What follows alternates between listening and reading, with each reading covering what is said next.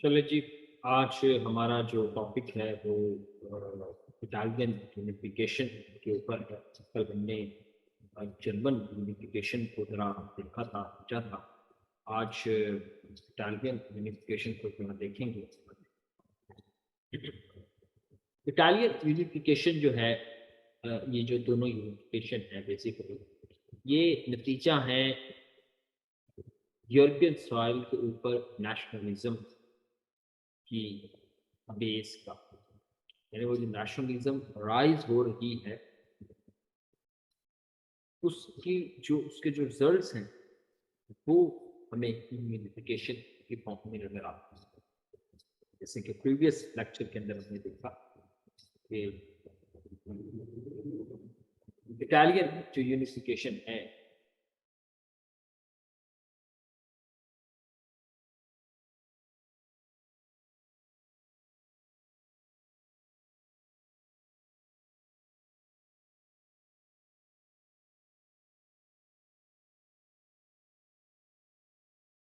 Previous lecture के अंदर जो हमने देखा कि जर्मन यूनिफिकेशन और ये किस तरह डेवलप हुई और किस तरह जो है वो डिफरेंट लीडर्स ने अपना मेनली उसमें इसको लेकर चले। लेकिन इटालियन यूनिफिकेशन के अंदर थोड़ा सा सिस्टम डिफरेंट है।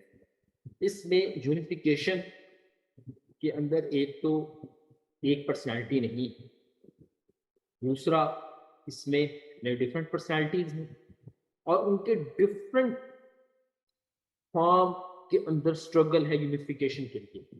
यानी सब ने एक ही तरह की स्ट्रगल नहीं की, हर किसी ने डिफरेंट फॉर्म के अंदर स्ट्रगल की और इंडिपेंडेंटली स्ट्रगल की है। यानी वो कनेक्टेड नहीं थे एक दूसरे के साथ। जिस तरह बिस्मार्क एक मैंडेट लेके बैठा था वैसे नहीं थे, बल्कि वो सेपरेटली इंडिपेंडेंटली, क्योंकि उनके इरा भी डिफरेंट। तो बेसिकली ये जो है ना यूनिकनेस है इटालियन यूनिफिकेशन के अंदर। अब पहले तो उसको हम ये देखते हैं कि जब सेटलमेंट हुई 1815 की, उस 1815 की सेटलमेंट के अंदर जो इटली था उसकी डिवीजन कैसे हुई ये इंपॉर्टेंट है, क्योंकि वहां से फिर फर्दर सारा सिस्टम चलेगा। इटली की डिवीजन कुछ ऐसे हुई थी कि जो उसका मेजर पार्ट था वो चला गया था ऑस्ट्रिया हंगरी एम्पायर यानी मैट्रोनिक के पास। कुछ उसकी जो स्टेट्स थी पैपल्स और रोम वो पोप के पास थी। बाकी जो नेपल्स और सिसिली हैं वो जो है अलग थी। इसी तरह पेडमाउंट जो है किंगडम ऑफ पेडमाउंट वो अलग था। ठीक है, यानी कि ये हमें इस तरह डिवाइडेड नजर आता है। इसके बारे में मैट्रोनिक ने यही कहा था कि Italy is just an geographical mere geographical expression, nothing else. So हमें नजर आता है कि ये इस तरह से डिवाइडेड था और बाकी जो हिस्सा था लंबार्डी वेनेशिया वो ऑस्ट्रिया के पास था। इसी तरह हुसैनी मोडेना परमा ये भी ऑस्ट्रिया हंगरी के पास था। अब ये जो टाइम पीरियड था, इस टाइम पीरियड के अंदर खास तौर पर जब हम ये पढ़ रहे थे कंसर्ट ऑफ यूरोप, उसके अंदर हमने जो कंसर्ट ऑफ यूरोप पढ़ी थी उसके अंदर एक प्रिंसिपल ऑफ इंटरवेंशन देखा था। मेरा जो लेक्चर है कांग्रेस ऑफ वियना का, उसके अंदर हमने एक प्रिंसिपल ऑफ इंटरवेंशन को समझने की कोशिश की थी, जिसके ऊपर फिर ग्रेट ब्रिटेन जो है ना वो प्रोटेस्ट भी करता है और फिर विड्रॉ कर लेता है कंसर्ट ऑफ यूरोप से। उसके अंदर क्या था कि अगर कहीं से रेवोल्यूशन उठेगी तो वो रेवोल्यूशन को कटेल कर दिया जाएगा। ये मैट्रोनिक के नजदीक है, मैट्रोनिक के जो पॉइंट ऑफ व्यू था।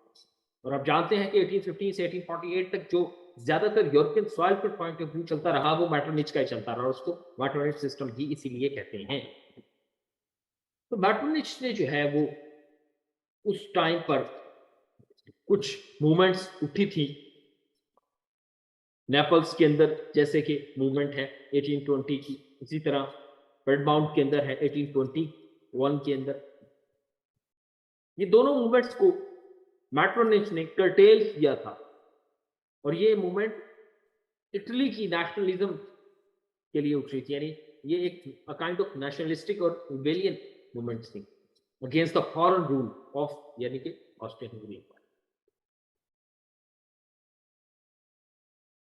अब ये कर्टेल तो कर दी, लेकिन इसने एक बेस जरूर रख दी इटालियन यूनिफिकेशन के लिए। इसी तरह कुछ सोसाइटीज थी, सीक्रेट सोसाइटीज थी, जैसे कि कार्बोनेरी, CARBONARI, कार्बोनेरी, इन्होंने बड़ा रोल प्ले किया। और जो मेजर 3 पीपल थे जिन्होंने मेन रोल अदा किया यूनिफिकेशन ऑफ इटली के अंदर, उसमें सबसे नंबर 1 है आपका मैट्जनी, कैवर और गिरबाल्डी। 3 पीपल हैं जिन्होंने डिफरेंट फॉर्म के अंदर अपना रोल प्ले किया।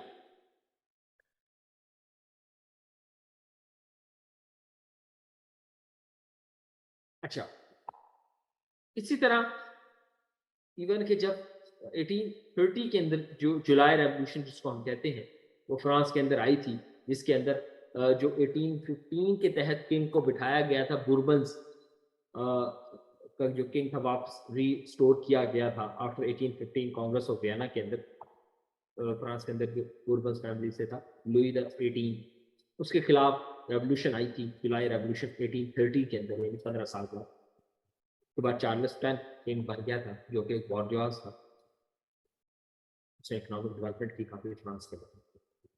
तो उस जुलाई रेवोल्यूशन का भी काफी इंपैक्ट रहा इटली के ऊपर,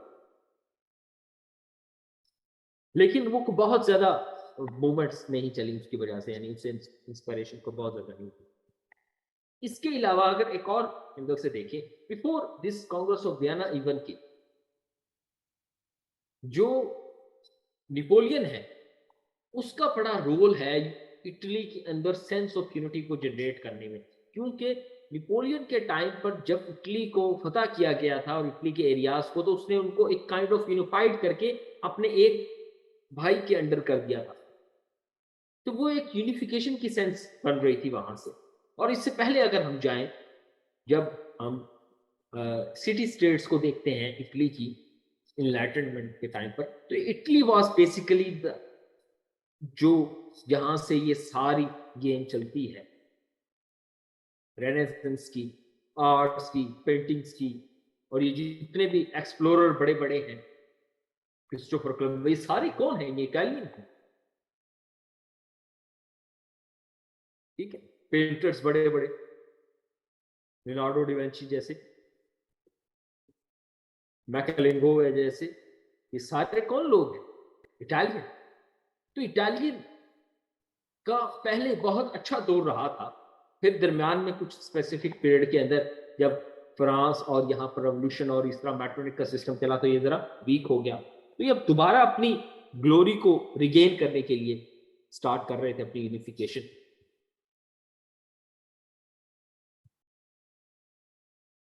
ठीक। अब बारी बारी रोल पढ़ते हैं।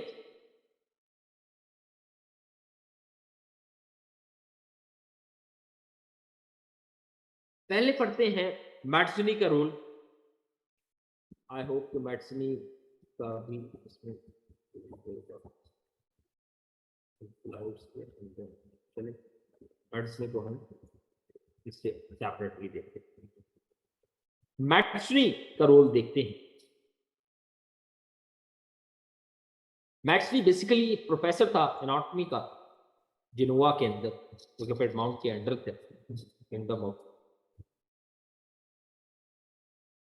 वो शुरू से ही नेशनलिस्टिक मूवमेंट्स जो है उससे बड़ा इंस्पायर्ड था, और उसने जो सीक्रेट सोसाइटी मैंने अभी बताई कार्बोनेरी, उसके अंदर भी उसने अपना रोल प्ले किया, लेकिन अरेस्ट हो गया था उस वजह से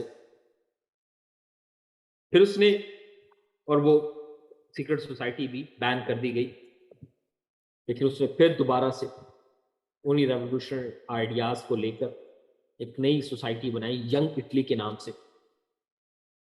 जिसके मोटो और जिसके आइडियाज यही थे, God and people, Italy independent free Republican Italy. इसी तरह उसका मानना था मैट्सनी का, यूथ को मेन रोल अदा करना चाहिए, place youth at the head of insurgent, you not know hidden power of youth.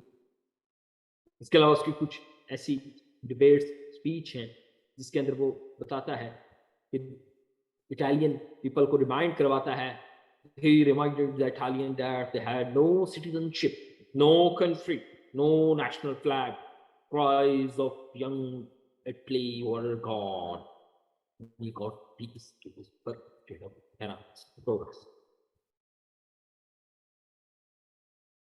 इसने जो मेथड अपनाया मैट्सोनी ने, बेसिकली जाहिर है प्रोफेसर था, तो ज्यादातर एजुकेशन, प्रोपेगेंडा, और आखिर में फिर अपनी उम्र के आखिरी हिस्से में रिवोल्ट, रेवोल्यूशनरी और सीक्रेट सोसाइटीज। इसने सेंस ऑफ सिक्योर सैक्रिफाइस का कॉन्सेप्ट दिया, और उस वक्त यूनिफिकेशन की बात की जब कोई ये सोच भी नहीं सकता था, यानी कि मैट्रोनिच के टाइम पीरियड के अंदर।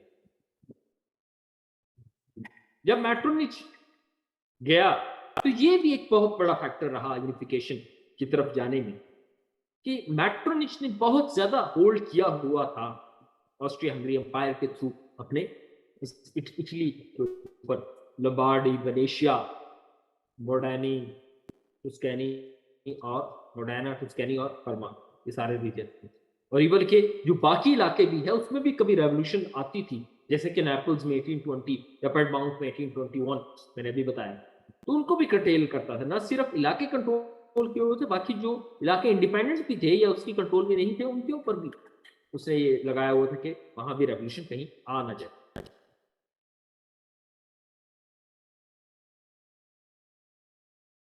मैट्रोनिच के जाने के बाद जरा सिस्टम थोड़ा सा बेहतर हुआ, लेकिन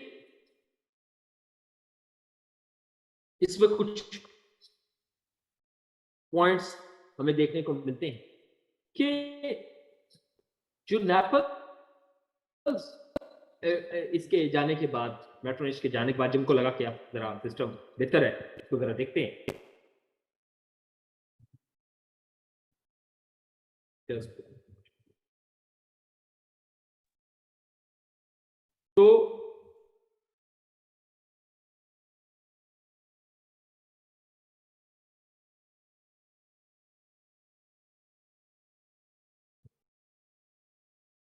तो उन्होंने इस चीज को भी देखा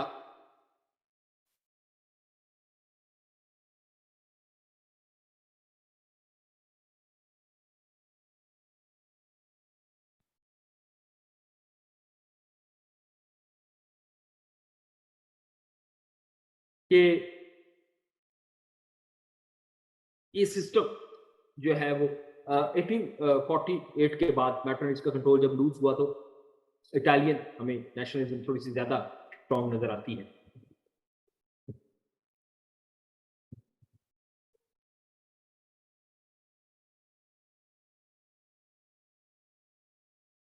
सॉरी, जस्ट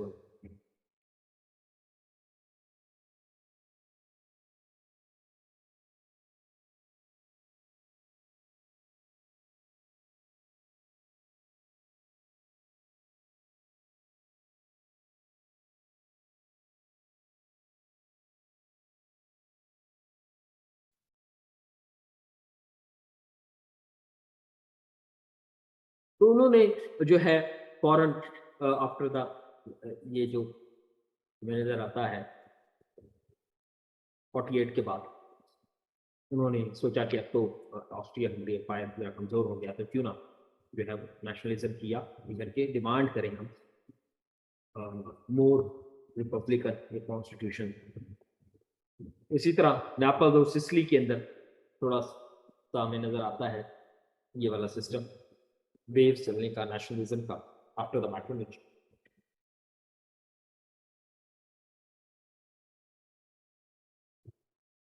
इस मूवमेंट के बाद सिसिली को कुछ राइट्स मिले और नेपल्स को न्यू कॉन्स्टिट्यूशन मिला।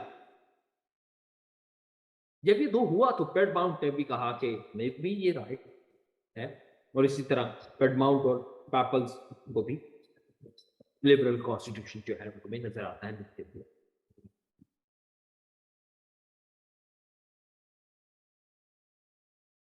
और जैसे ही ये न्यूज भी आई कि मैट्रोनिज जो है वो भाग गया है वहां से, ऑस्ट्रिया से, तो फिर जो बाकी इसके मेन इलाके थे ऑस्ट्रिया के, जैसे कि लंबार्डी, वेनेशिया, उसके अंदर भी फिर रिवोल्ट स्टार्ट हुए to end the foreign rule, Austrian domination.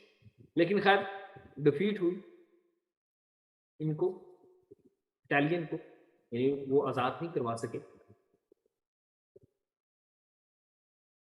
ठीक, और उसकी वजह ये थी कि स्टिल ये अभी यूनिफाइड नहीं हुए थे। कुछ इलाकों में लिबरल कॉन्स्टिट्यूशन आया था, लेकिन जो बाकी इलाके थे ऑस्ट्रिया के अंदर, स्टिल ऑस्ट्रिया का होल्ड था वहां पर लोकल पीपल के अंदर। और इटली के अंदर भी काफी ज्यादा अभी प्रोविंशियलिज्म थी, अभी वो यूनिफाइड फॉर्म के अंदर नहीं सोच रहे थे, एक नेशन की फॉर्म में। और इसी तरह आउटसाइड कोई हेल्प भी नहीं मिली उनको, अकेले ही लड़ रहे थे। ऑस्ट्रिया हंगरी एम्पायर बहुत बड़ा था, तो इसलिए भी हमें नजर आता है कि उसको ज्यादा कोई सक्सेस हासिल नहीं हुई अगेंस्ट द ऑस्ट्रिया। उसके बाद जो है नेक्स्ट बॉय आता है कैवर, आपकी स्क्रीन के सामने। कैवर ने काफी रोल प्ले किया इसके अंदर, और कैवर बॉय जो है बेसिकली एक पॉलिटिशियन था, और उसने, उसकी जो पॉलिसी है वो बड़ी जबरदस्त किस्म की पॉलिसी है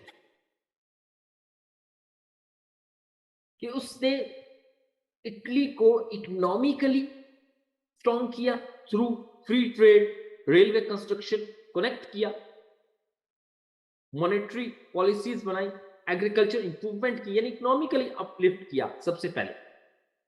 दूसरा काम किया उसने, इसको कनेक्ट कर दिया with the rest of Europe. Third, ताकि उससे आइडियाज आपस में एक दूसरे के साथ मिले। और तीसरा, उसके कुछ विजिट्स थे टूवर्ड्स फ्रांस और ग्रेट ब्रिटेन, वहां जाकर उसने स्टडी किया कि किस तरह स्टेट्स जो हैं वो आपस में एक दूसरे के एक नेशन के तौर पर एक्ट करती हैं। वही चीज वो फिर यहां पर लेकर आया, और उसने आकर सबसे पहले तो अलायंस क्रिएट किया with France and great Britain, कि फ्यूचर में अगर कोई वॉर होती है तो हमें उसके खिलाफ जो है करना। तो ये इसका इसका वे ये था कैवर का।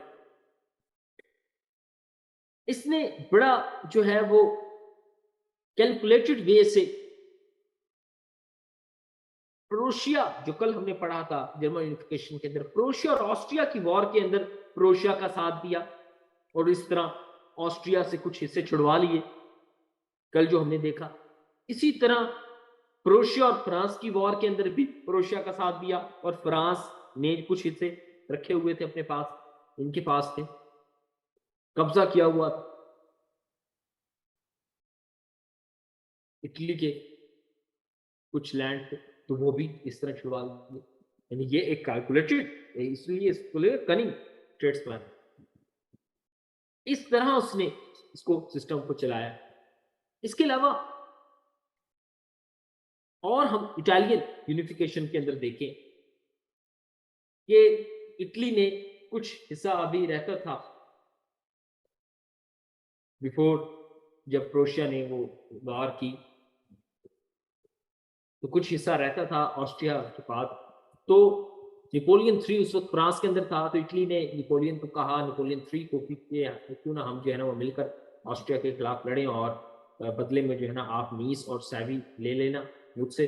और इलाके थे ये लोग, आज नीस जो है फ्रांस का इलाका ही है, तो बाकी जो है ना बाकी जो मेरे इलाके होंगे मैं ऑस्ट्रिया से छुड़वा। बीच वॉर के अंदर नेपोलियन ने विड्रॉ कर लिया, जो कल हम पढ़ रहे थे कि why Italy supported Croatia against the France. ये रीजन थी कि इटली और नेपोलियन ने इकट्ठे एक एग्रीमेंट किया कि हम ऑस्ट्रिया के खिलाफ लड़ेंगे, और दरमियान वॉर के बीच के अंदर जो है ना वो विड्रॉ कर गया और ऑस्ट्रिया के साथ आर्मिस्टिस कर लिया, और अब ऑस्ट्रिया ने एक हिस्सा जो इटली का था वो फ्रांस को दे दिया। ये इससे जो है ना बड़ी रिसेंटमेंट हुई, और ये फिर ये भी नेशनलिज्म की तरफ लेके जाता है। ठीक, जब ये सारा काम हो गया, यानी कि जब जर्मन यूनिफिकेशन में कंप्लीट जर्मन यूनिफिकेशन के रिजल्ट के अंदर इटालियन का काफी पार्ट यूनिफाइड हो गया, बिकॉज ऑस्ट्रिया हंगरी और फ्रांस हार गए थे, उन्होंने अपने हिस्से तमाम छोड़ दिए थे, तो वो हमें नॉर्दर्न जो पार्ट है ऑस्ट्रिया का, सॉरी इटालियन, वो हमें नजर आता है कि यूनिफाइड हो गया। अब उसका रह गया था सिर्फ सदर्न पार्ट। सदर्न पार्ट जो है बेसिकली उसको फिर आपका Garibaldi through military force battles wars करके उसको यूनिफाइड करेगा। ठीक है, ये कैवर की पॉलिसीज है जो स्क्रीन के सामने है। किस तरह उसने रीऑर्गेनाइज किया लॉयल्टीज को, नेशनलिस्ट सोसाइटी बनाई under the leadership of Piedmont. Cavour ने फ्रेंच इंटरवेंशन भी चाही, लेकिन उसे बीच उसमें वॉर में छोड़ दिया। इसी तरह क्रीमियन वॉर के अंदर इटली ने अलायंस किया ग्रेट ब्रिटेन के साथ। इसी तरह कैवर ने जो है वो अपनी इंपॉर्टेंस भी बढ़ाई, और इसी तरह इटली की भी हमें इंपॉर्टेंस नजर आती है। आप जानते हैं कि 1815 में इटली की रिप्रेजेंटेशन नहीं है। ये एक काइंड ऑफ कंपैरिजन उन्होंने क्रिएट किया हुआ है।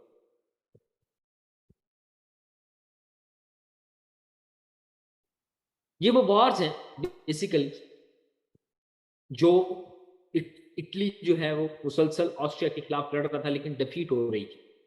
ये वो ही वॉर है जिसके अंदर नेपोलियन जो है विड्रॉ कर लेता है, आर्मिस्टिस साइन कर लेता है विद ऑस्ट्रिया। वॉर लड़ता है, स्टार्ट करता है इटली के साथ, लेकिन दरमियान में ऑस्ट्रिया के साथ ही आर्मिस्टिस कर लेते हैं।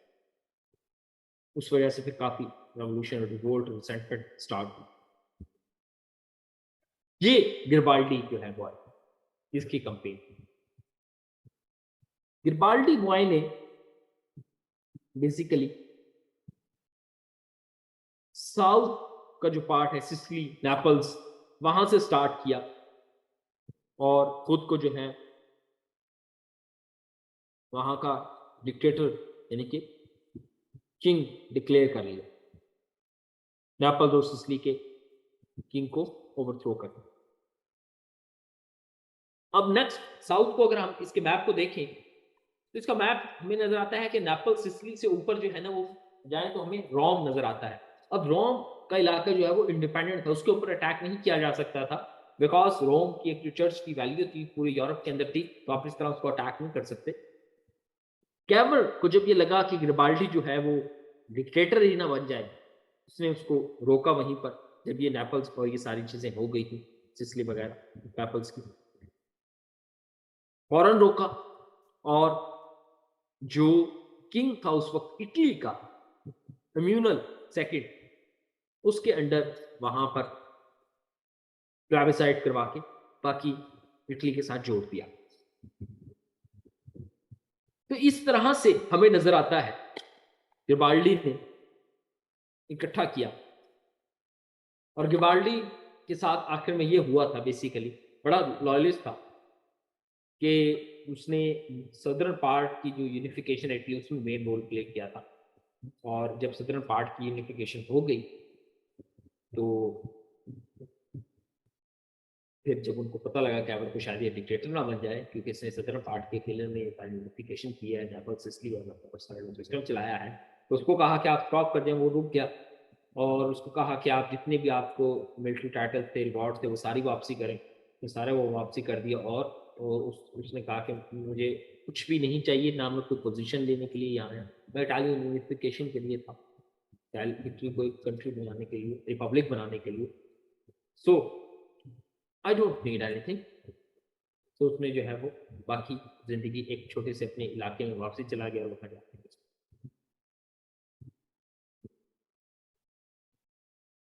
तो इस तरह से हमें नज़र आता है। फिर लास्ट में